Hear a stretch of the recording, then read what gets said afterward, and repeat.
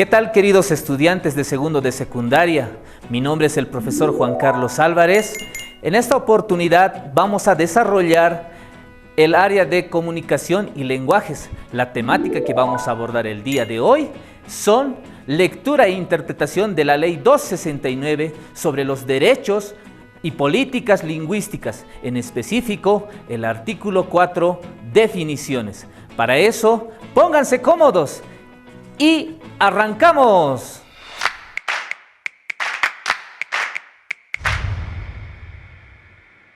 Bien, queridos estudiantes, en esta oportunidad les traje unos muñequitos para que podamos entender esta Ley 269. ¿Ya? Acá vemos una pareja donde desarrolla su cultura, su lengua en un territorio. Acá también vemos unos muñecos donde ellos también tienen su propia lengua y desarrollan su lengua y su cultura, ¿verdad? Entonces, en ese entendido, pues nos va a ayudar a entender esto de la Ley 269. Pero vayamos a los incisos. ¿Qué nos dicen en esta ley? ¿Qué contenidos tienen? ¿Qué vamos a definir? Inciso A, derechos lingüísticos. Es el derecho a corregir los desequilibrios lingüísticos y que las personas puedan desarrollar sus idiomas de forma pacífica, justa y equitativa. Pues estas dos tienen que ser equitativas sus lenguas, ni uno más ni uno menos, ¿verdad? Entonces, tienen que llevarse de manera justa también en ese su territorio o espacialidad. Entonces, vayamos al segundo inciso, ¿ya? Bilingüe, persona que ha desarrollado competencias comunicativas en dos idiomas. Es decir, esta persona puede hablar castellano como también inglés. A eso se refiere bilingüe. Como también él puede hablar inglés y también hablar aymara, puede haber adoptado su lengua. Entonces, a eso se refiere bilingüe. Bien, queridos estudiantes, me han entendido, ¿verdad? Una persona que habla dos lenguas, ¿verdad? A eso se refiere el bilingüe. Vayamos con el siguiente inciso, a ver qué nos dice. Comunidad lingüística. Entonces, es un grupo de personas que están en un territorio y han desarrollado un idioma por el cual se comunican entre todos en esa comunidad. Entonces, cuando estos dos han desarrollado su propia lengua, se comunican en todas sus actividades. Cuando van a la chacra, cuando cocinan, cuando están en familia, se comunican. A eso se refiere una comunidad lingüística que han desarrollado su cultura y su lengua, ¿verdad?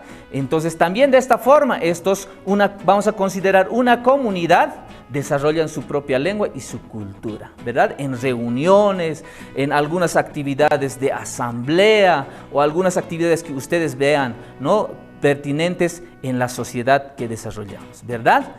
El inciso D, grupo lingüístico.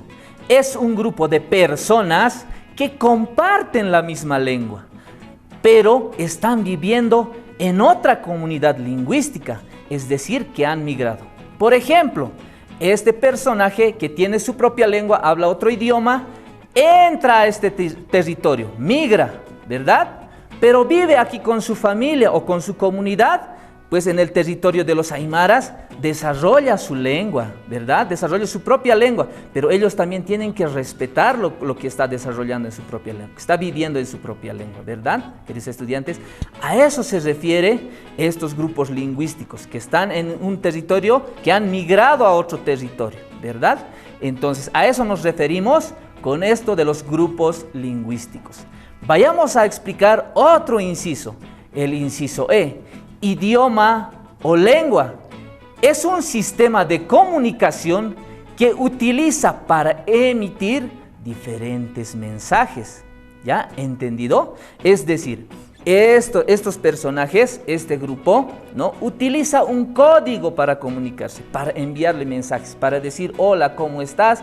¿Cómo están manejando ustedes? ¿Qué actividad están haciendo?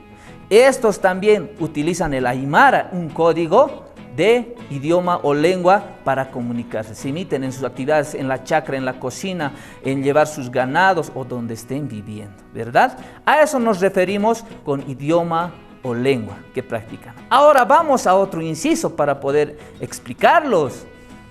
Inciso F, lengua extranjera.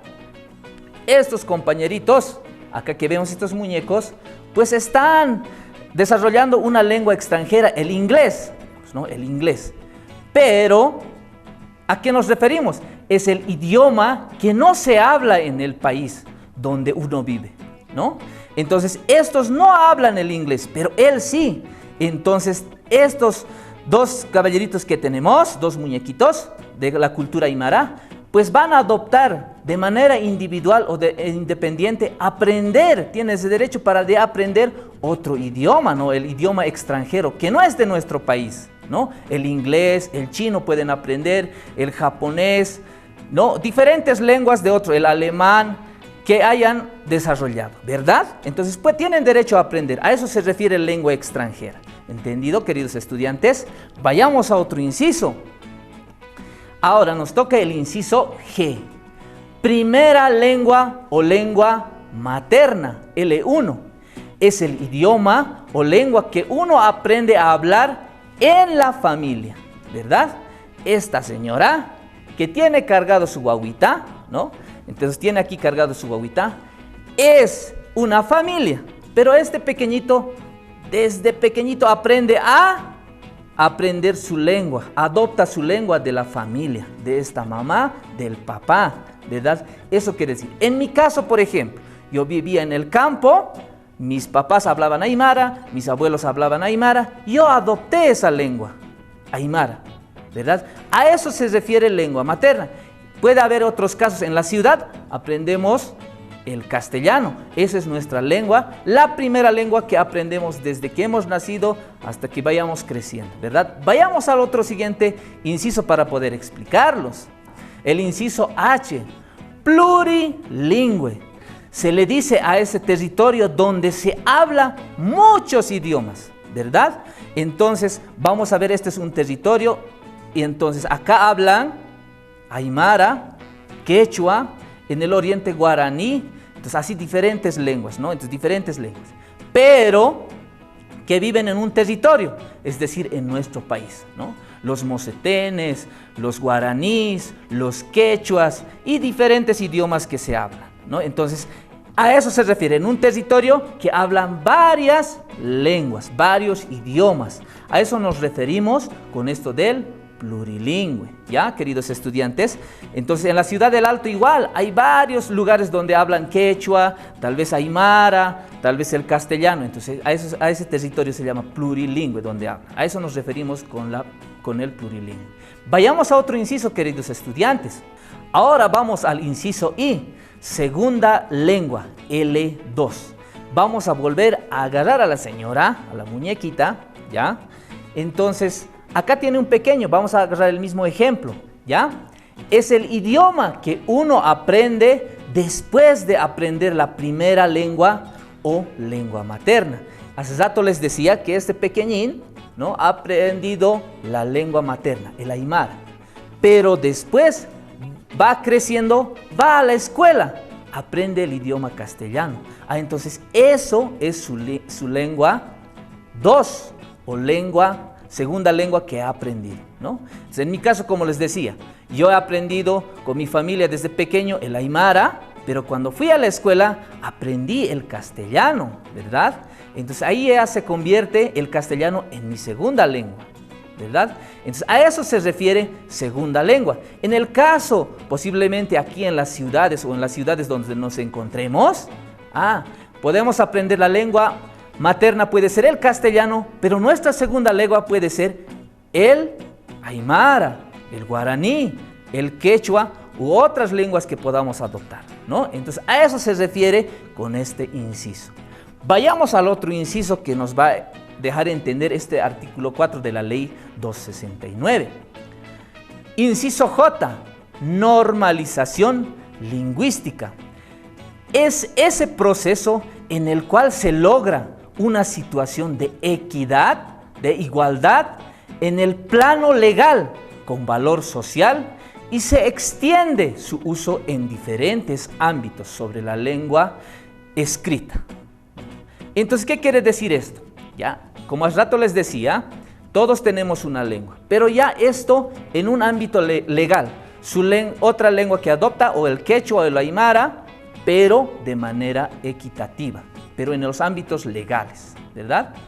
Bien, ahora vamos a otro inciso que nos dice normatización lingüística. Nos dota los alfabetos ortográficos, reglas ortográficas, normas gramaticales, todo lo necesario para desempeñar de forma escrita el idioma. Es decir, el alfabeto de los aymaras ya hay, ¿no? Entonces a eso se refiere, ¿no? Las gramáticas, la escritura. De este idioma también puede hacer. A eso se llama normatización o la estructura prácticamente, ¿no? En las oraciones, ¿cómo se estructura? ¿Qué alfabetos utiliza el idioma? Entonces a todo eso se refiere esto del inciso. Vámonos a otro inciso, la estandarización lingüística. Es unificar una sola manera de escribirlo, sin alterar la forma oral en el cual se utiliza el idioma. Es decir, este se puede encontrar en Oruro, esta persona en el lago. Posiblemente hablan de diferentes formas el aymara, ¿verdad? Pero en la escritura se estandariza una sola escritura, ¿no? Entonces, a eso se refiere la estandarización. Pero ahora vamos al otro inciso que ya vamos culminando, ¿verdad? Inciso M. Entidades privadas de servicio público es presentar un servicio pero de forma masiva en empresas, instituciones, entidades públicas y otros. Es decir, esta persona va a una entidad financiera, un banco digamos, le tiene que atender en su lengua, entender en su lengua, tratar de explicarse en su lengua. Tiene ese derecho, ¿verdad? O como también en quechua posiblemente va a una universidad, le tiene que explicar en su lengua, ¿verdad? Entonces, a eso se refiere esto en entidades. O cuando vayamos a pagar la luz, el agua, el cajero o la cajera que está atendiendo, tiene que explicarnos si es que hay una lengua en donde se desarrolle, ¿no? En nuestra propia lengua, ¿verdad? A eso nos referimos, queridos estudiantes, esto de la ley, la interpretación de la ley 269. Bien, queridos estudiantes, ahora valoremos, preguntémonos, ¿qué tan importante es aprender esta ley para poder convivir con nuestra sociedad, verdad?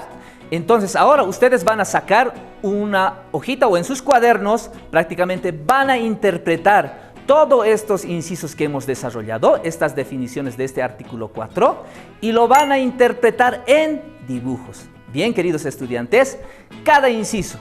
Entonces, muchas gracias, queridos estudiantes. Hasta aquí hemos abarcado este tema. Espero les haya gustado. No se olviden visitar la plataforma del Ministerio de Educación, donde ahí nos ofrece diferentes actividades, imágenes, videos, materiales, para que podamos aprender juntos. Muy bien, queridos estudiantes, será hasta otra oportunidad. Chao, chao.